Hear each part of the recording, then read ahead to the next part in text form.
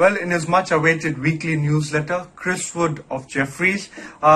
is talking about India, and he's spoken about India quite in depth. He believes that the caseload in India continues to rise at quite a rapid rate of 62,000 a day on a 7-day moving average, which is right now currently the highest in the world. However, he believes that the situation is not as dire as it is because, according to the Jefferies industrial activity tracker, daily active cases are something that are declining, and also the industrial activity is something that is going up. So he believes that the rising recovery rate is something that is quite a bit of a positive development. Also, he believes that given the fact that there were concerns that even though rural activity was something that was picking up and rural activity that was something that was quite strong, he believes that urban activity too is now on a rapidly expanding scale. He believes that some of the localized lockdowns that they saw is now on the verge of being lifted again. So temporary lockdowns in Delhi, Pune and Bangalore have been lifted, and he notes that as quite a positive development. He's also spoken quite in depth as far as the banking sector in India is concerned. He believes that the decision by the Reserve Bank of India to not extend the current loan moratorium beyond the end of August, but rather to allow for a restructuring process over a 2-year period is something that will be quite positive as far as the entire banking sector is concerned. Jefferies banking analysts believe that 30 to 40% of the loans under moratorium currently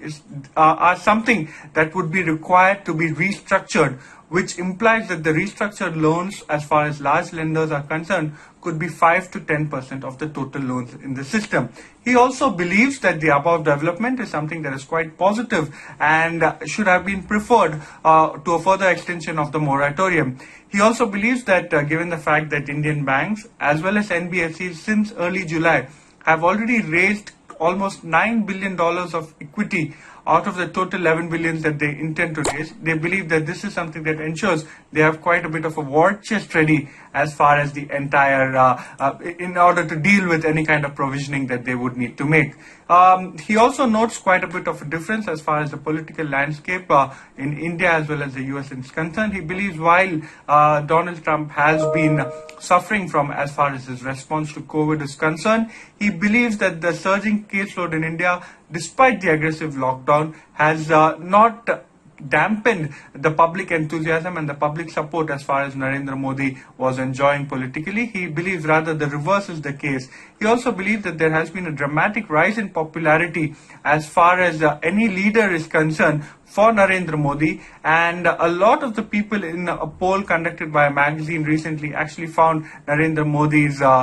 performance to be quite outstanding or good, which has increased drastically from January. So overall, the majoritarian social focus of the Modi second government is still quite popular as far as the entire Indian electorate is concerned.